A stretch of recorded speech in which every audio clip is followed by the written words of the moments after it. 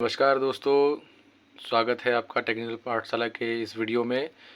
इस वीडियो में मैं आपको बताने वाला हूँ रियलमी के जो स्मार्ट टीवी है उसके रिमोट को रिपेयर करने के बारे में।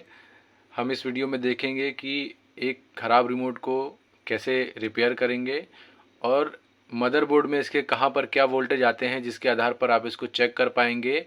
और जो लोग मल्टीमीटर नहीं है या घरों में हम इसको अगर रिपेयर कर रहे हैं तो किस प्रकार से इसको हम रिपेयर करने के बाद में चेक कर पाएंगे कि ये रिमोट सही हुआ है या नहीं।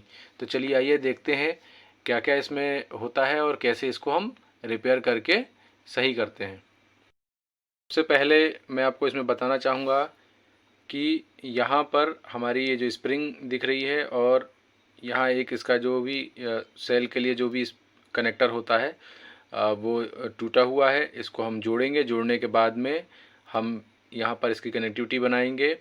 इसके बाद में देखेंगे ये कंपोनेंट लगे हुए हैं। कंपोनेंट में जो भी वोल्टेज आते हैं तो मेन जो भी कंपोनेंट वहाँ वोल्टेज के बारे में देखेंगे। इसका जो भी माइक्रो प्रोसेसर और कंट्रोलर है जिसके थ्रू सारी प्रोसेसिंग होती है, फंक्शन होता है, वो यहाँ पर आपकी आईसी लगी हुई है। और ये इसका जो इंफ्रारेड आप देखेंगे एलईडी जिसके थ्रू इंफ्रारेड सिग्नल हमारे टेलीविज़न को जाता है, हमारी टीवी को जाता है, वो ये इसमें आप देखेंगे। ये आपकी पूरी बटनें हैं जो स्टिकर टाइप हैं। इसको आप चाहें तो आपके ख़राब होने पर इसमें बटनों के ख़राब होने पर इनको निकाल कर साफ़ भी कर सकते हैं। ये स्टिकर की तरह निकल जाती हैं और इनको फिर हम साफ़ करके इनकी जो भी स्पॉट रहते हैं इनको क्लीन करके वापस इनको स्टिकर की तरह लगा सकते हैं। तो सबसे बड़ी चीज़ है इसमें पहला जो हमारा फॉल्ट दिख रहा है वो है किसी पॉजिटिव वाली जो स्प्रिंग है जिस पर सेल टच होते हैं सेल होल्डर में, वो टूटा हुआ है। तो सबसे पहले हम इसको सॉल्व करेंगे। टूटे हुए स्प्रिंग को यहाँ पर ट्वीज़र की सहायता से सॉल्व करेंगे क्योंकि सॉल्व करते वक्त ये गर्म होगा और आपके हाथ जल सकते हैं। ये देखिए ये जो वाइट यहाँ पर आपको मार्किंग बनी हुई है इसको फॉलो करेंगे और फॉलो करने के बाद इसको यहाँ पर सॉल्व करेंगे।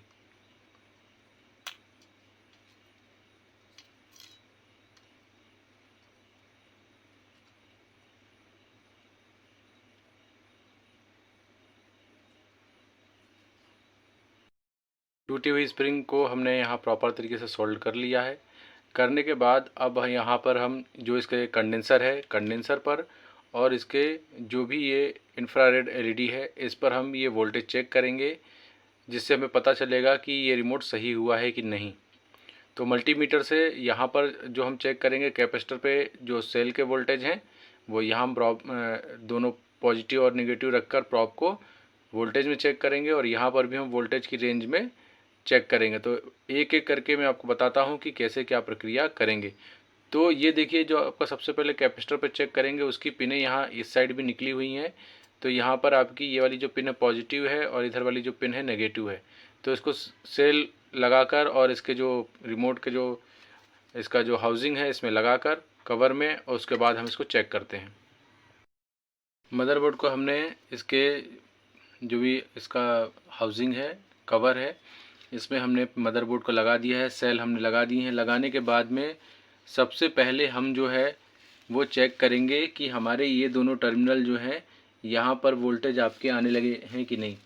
तो ये देखिए यहाँ पर चाहें तो आप ये पॉजिटिव और नेगेटिव यहाँ पर वोल्टेज चेक कर सकते हैं। मल्टीमीटर को जो है आपको वोल्टेज की रेंज में रखना है। ये डीसी वोल्टेज की रेंज है। इस रेंज पर आप जब रखते हैं तो आप जो सेल के वोल्टेज हैं वो चेक कर सकते हैं। तो यहाँ पर देखिए सेल हमारा डीसी होता है और डीसी को हम चेक करने के लिए मल्टीमीटर को डीसी रेंज में रखते हैं और इस तरह जब हम चेक करते हैं तो 2.8 वोल्ट आ रहे हैं, मतलब कि 3 वोल्ट के समथिंग आपको वोल्टेज मिल रहे हैं। और यही वोल्टेज यही पिन जाके हमारे यहाँ पर देखिए सॉल्ड है। तो यहाँ भी हमें चेक करना है ये सॉल्ड जहाँ पर है वहाँ पे भी हमें वोल्टेज 2.8 मिल रहे हैं और यही सेम वोल्टेज हमें यहाँ इस कैपेसिटर पे मिलने चाहिए। तो ये देखिए जो हमारा कंडेंसर हमने बताया था उस कंडेंसर पे हमें 2.8 वोल्ट यहाँ पर भी मिल रहे हैं। ये आपके कंडेंसर के दोनों सिरे हैं, ये पॉजिटिव और नेगेटिव, यहाँ पर हमें 2.8 वोल्ट मिल रहा है। मतलब हमारे सेल का कनेक्शन जुड़ चुका है और हमारे जो भी इसके अंदर कंपोनेंट लगे हुए हैं वहाँ पर हमारा सेल का वोल्टेज पहुँच चुका है। अब बारी आती है हमारे इंफ्रारेड एलईडी सबसे ज़्यादा जो मेन चीज़ ख़राब होने वाली या ड्राई सोल्ड होने वाली चीज़ होती है वो हमारी होती है इंफ्रारेड की जो एलईडी होती है। इसमें अगर कोई भी ख़राबी आती है तो हमारा रिमोट काम नहीं करता है। तो इसमें सबसे ज़्यादा चेक करने वाली जो जगह है वो ये है, और यहाँ पर देखिए पॉजिटिव और निगेटिव लिखा रहता है, इस पर डायोड का सिंबल बना होता है। इस पर हम मल्टीमीटर को वोल्टेज की रेंज में रखते हैं।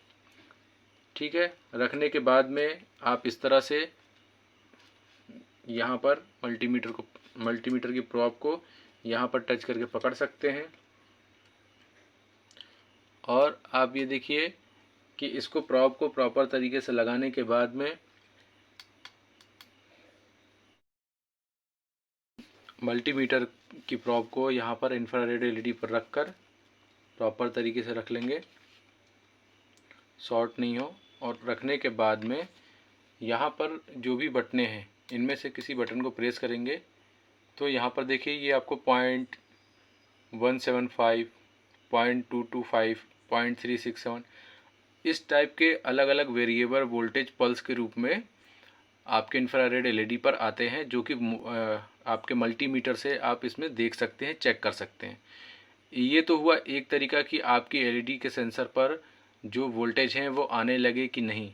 दूसरा है कि आपके पास अगर रिमोट चेकर है तो दोस्तों मार्केट में रिमोट चेकर आता है जिस पे ये चेक किया जाता है, परंतु घर में जो रिमोट ख़राब होता है तो ये रेगुलर कोई आने वाला घर में ऐसी आवश्यकता नहीं है। अगर आपके पास ज़्यादा रिमोट आप रखते हैं और ऐसे दिक्कत जाती है तो आप चाहें तो वो सेंसर वाला जो चेक करने वाला रिमोट चेक करने वाली यूनिट होती है वो ख़रीद सकते हैं। परंतु आप एक आसान तरीके से देखें तो अगर आपको चेक करना है तो आप ऐसे भी अपने रिमोट को रिपेयर करने के बाद में चेक कर सकते हैं।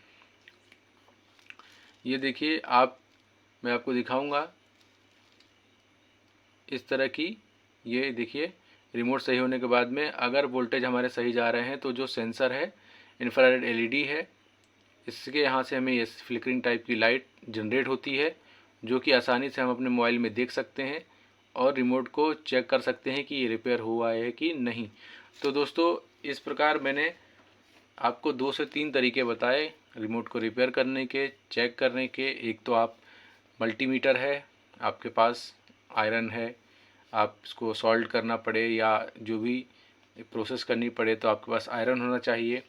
दूसरा, मल्टीमीटर से आप इसके वोल्टेज जो है जगह जगह जो भी इनके कंडेंसर लगे होते हैं, टर्मिनल्स होते हैं सेल के, वहाँ पर चेक करके, और जो इंफ्रारेड एलईडी है उसके जो टर्मिनल्स हैं उस पर वोल्टेज चेक करके डीसी वोल्टेज की रेंज में मल्टीमीटर से आप चेक कर सकते हैं, जिस तरह मैंने चेक करके आपको बताया। और उसके बाद में सबसे आसान तरीका कि आप रिपेयर करने के बाद अपने जो मोबाइल के कैमरे को ऑन करिए, और ऑन करने के बाद में जब उसके सामने